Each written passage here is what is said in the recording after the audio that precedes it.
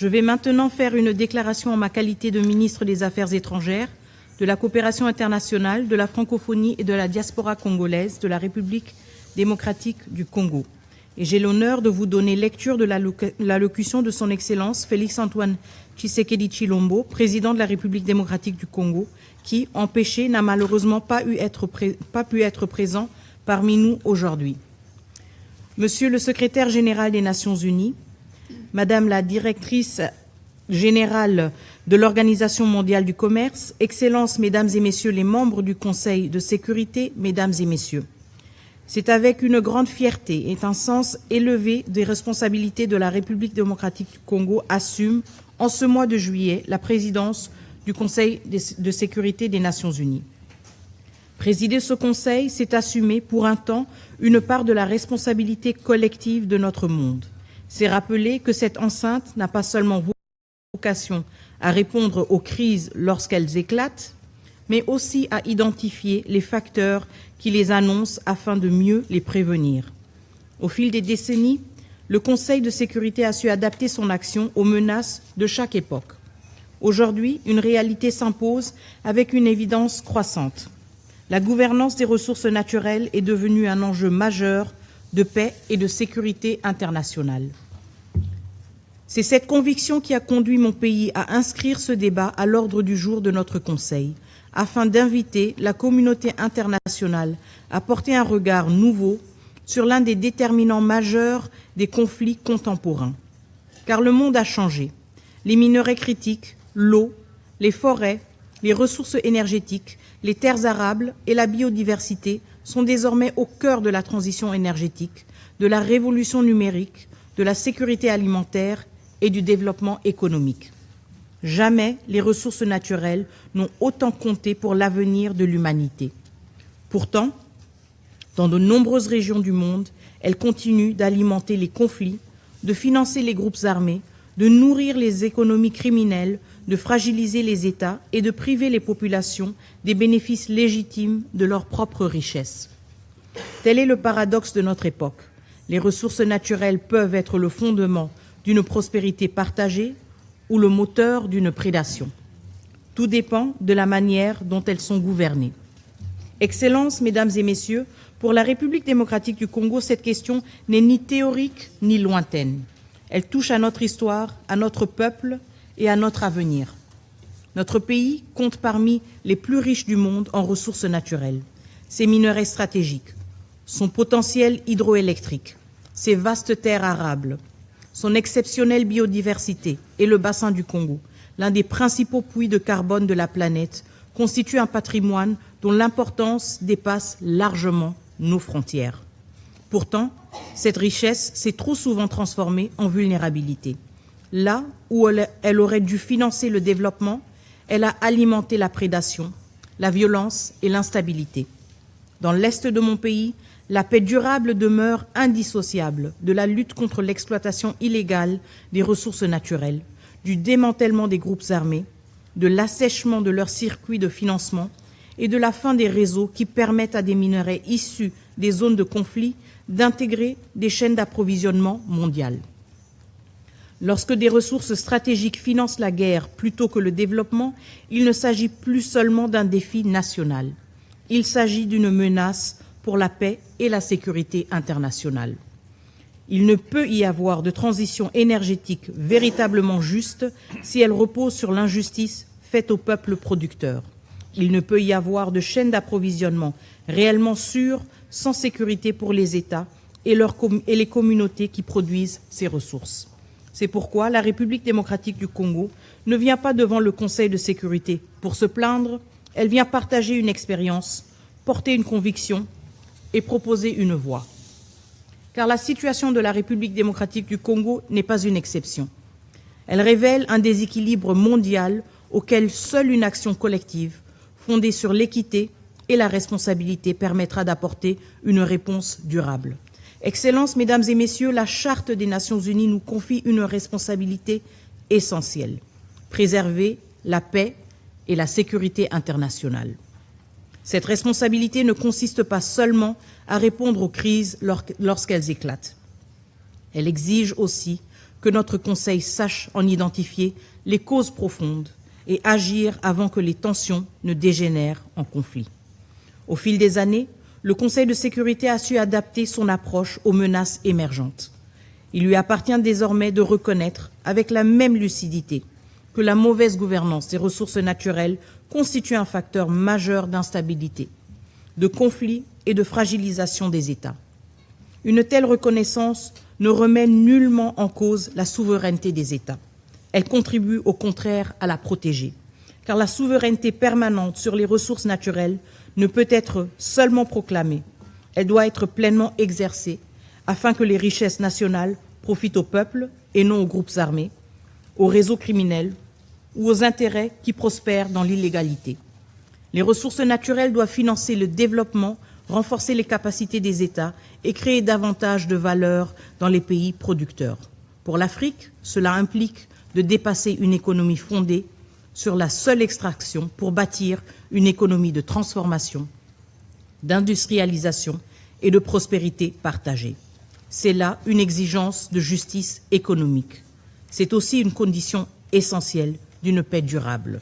Excellences, Mesdames et Messieurs, l'histoire nous enseigne qu'une ressource stratégique peut être un facteur de rivalité ou un fondement d'un destin commun. Au lendemain de la Seconde Guerre mondiale, l'Europe a choisi de faire du charbon et de l'acier, autrefois au cœur des conflits, les fondements d'une coopération durable à travers la communauté européenne du charbon et de l'acier. Cette initiative a démontré qu'une ressource stratégique, lorsqu'elle est gouvernée dans un esprit de confiance et d'intérêt partagé, peut devenir un instrument de paix. Le processus de Kimberley, soutenu par le Conseil de sécurité à travers sa résolution 1459 de 2003, a montré qu'une action collective pouvait limiter le rôle des ressources naturelles dans le financement des conflits et renforcer la responsabilité de l'ensemble des acteurs de la chaîne commerciale. En Asie, le bassin du lac Mekong illustre la manière dont une ressource partagée peut devenir un cadre de dialogue et de coopération. En Eurasie, la gouvernance de la mer Caspienne rappelle que des ressources stratégiques communes appellent des règles concertées et une responsabilité partagée au service de la stabilité régionale. Partout ailleurs, les mécanismes de certification, de traçabilité et de coopération régionale démontrent qu'aucune solution n'est parfaite, mais que toutes convergent vers une même conviction. Des ressources bien gouvernées peuvent devenir des facteurs de confiance, de stabilité et de prospérité. Cette leçon est aujourd'hui la plus actuelle que jamais. Le XXIe siècle est celui des minerais critiques, de l'eau, des forêts, de l'énergie et de la biodiversité. La question qui nous est posée est simple. Aurons-nous la sagesse de faire de ces ressources les fondations d'une prospérité partagée ou accepterons-nous qu'elles constituent d'alimenter les rivalités et les conflits de nos temps? Excellences, Mesdames et Messieurs, face à cette responsabilité, la République démocratique du Congo plaide pour l'émergence d'une nouvelle doctrine internationale qui place la gouvernance des ressources naturelles au cœur de l'agenda de la paix et de la sécurité. Cette doctrine repose sur une conviction simple. Les ressources naturelles ne sont pas de simples marchandises. Elles sont des enjeux de souveraineté, des leviers de développement et des biens de responsabilité dont dépend la stabilité de nos États comme l'avenir de nos sociétés. Elle devrait s'articuler autour de 6 principes. Le premier est le respect effectif de la souveraineté permanente des États sur leurs ressources naturelles. Aucun peuple ne devrait voir ses richesses exploitées au profit de groupes armés, de réseaux criminels ou d'intérêts qui échappent à son contrôle. Le deuxième est la transparence des chaînes d'approvisionnement. États producteurs, pays de transit, entreprises, investisseurs et consommateurs partagent la responsabilité de garantir l'origine licite des ressources qui alimentent les technologies du futur. Le troisième est le renforcement des mécanismes de traçabilité, de certification, de diligence raisonnable et de redevabilité, afin de protéger les communautés, de soutenir les États producteurs et de responsabiliser tous les acteurs de la chaîne de valeur. Le quatrième est la lutte contre l'impunité économique. Ceux qui financent les conflits par l'exploitation illégale des ressources naturelles doivent répondre de leurs actes. Tant que les économies de prédation demeureront plus rentables que le respect du droit, la paix restera fragile. Le cinquième est la promotion de partenariats justes et mutuellement bénéfiques. Les pays producteurs ne demandent ni faveur ni charité. Ils demandent l'équité, le respect et des partenariats qui créent de la valeur, favorisent l'industrialisation et améliorent durablement les conditions de vie des populations. Et enfin, le sixième est l'ancrage local de cette gouvernance. Les populations vivant au cœur des zones d'exploitation doivent être protégées, associées aux décisions et bénéficier des retombées des ressources qui constituent leur patrimoine. Car une ressource qui enrichit le monde mais appauvrit la communauté qui l'abrite devient, tôt ou tard, une source de frustration, de contestation et d'instabilité. Excellences, Mesdames et Messieurs, la République démocratique du Congo prend aujourd'hui la parole avec la gravité d'un pays éprouvé par l'histoire, mais aussi avec la confiance d'une nation qui se relève, assume son destin et entend mettre son immense potentiel au service de la paix, du développement et de la coopération internationale. Notre ambition est claire, faire de nos ressources naturelles non plus une source de vulnérabilité, mais un levier de transformation, de stabilité et de prospérité. La République démocratique du Congo est un pays solution.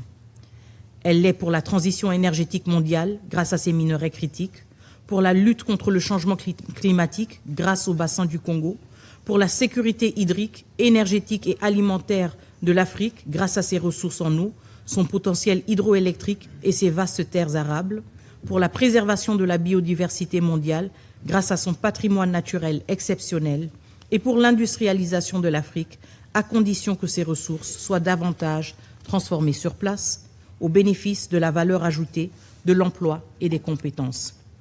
Mais pour que la République démocratique du Congo joue pleinement ce rôle, elle doit être en paix. Et pour que cette paix soit durable, il faut tarir les sources économiques de la guerre. Voilà pourquoi le débat qui nous réunit aujourd'hui dépasse le seul cadre congolais. Il est africain, il est mondial, il concerne les pays producteurs comme les pays consommateurs, les institutions internationales comme les organisations régionales, les acteurs économiques comme les générations futures. Car nous sommes liés par les mêmes chaînes d'approvisionnement, les mêmes défis climatiques et la même exigence de sécurité et de dignité.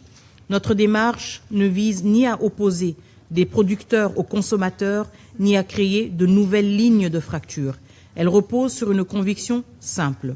Dans un monde interdépendant, la sécurité des chaînes d'approvisionnement, la stabilité des États producteurs et le développement des populations locales sont indissociables. Une chaîne d'approvisionnement n'est véritablement sûre que si elle est juste. Un partenariat n'est durable que s'il est équilibré et une transition énergétique n'est légitime que si elle respecte les droits et la dignité des peuples qui fournissent les ressources dont elle dépend. C'est dans cet esprit que la République démocratique du Congo souhaite que le débat d'aujourd'hui ouvre une dynamique durable. Les préoccupations légitimes des États doivent être entendues, car une doctrine commune ne se construit pas par l'imposition ni par la division, mais par le dialogue, par la confiance et la recherche des convergences. C'est pourquoi mon pays soutient la création d'un groupe des amis de la gouvernance des ressources naturelles réunissant les États intéressés des Nations Unies, les organisations régionales, les institutions financières internationales, les pays producteurs et consommateurs, les acteurs économiques responsables, ainsi que la société civile. Sa mission serait de maintenir un dialogue permanent, de partager les bonnes pratiques, de renforcer les mécanismes existants et de formuler de manière progressive et pragmatique des propositions permettant de mieux intégrer les enjeux liés aux ressources naturelles dans l'action des Nations Unies et lorsque cela relève de son mandat du Conseil de sécurité. Tel est l'esprit de la démarche que nous proposons, une approche qui respecte la souveraineté des États, renforce leur gouvernance, protège les populations, responsabilise les marchés et fasse des ressources naturelles non plus des vecteurs de conflits, mais les fondations d'une paix durable. Excellences, Mesdames et Messieurs, l'histoire retient rarement la durée de nos débats. Elle retient le courage de nos décisions. Chaque génération est appelée à répondre aux défis de son temps. La nôtre doit reconnaître que les ressources naturelles ne sont plus seulement un enjeu économique.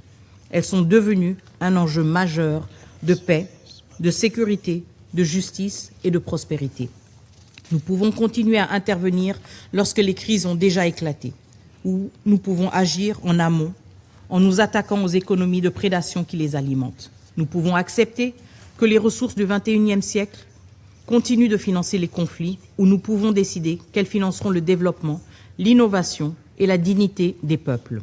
Tel est le choix qui s'offre à nous, telle est la responsabilité qui incombe à notre génération, telle est l'ambition que la République démocratique du Congo porte aujourd'hui devant le Conseil de sécurité. Les ressources naturelles ne doivent plus être les frontières de nos rivalités, elles doivent devenir les fondations de notre sécurité collective. Si nous savons faire des minerais, de l'eau, des forêts, de l'énergie et de la biodiversité des instruments de coopération plutôt que de confrontation, alors nous pourrons dire que le Conseil de sécurité aura été fidèle à sa mission. Et l'histoire retiendra qu'ici, aux Nations Unies, la communauté internationale a choisi de faire des ressources naturelles non plus les héritages de nos divisions, mais les fondations de notre destin commun. Je vous remercie.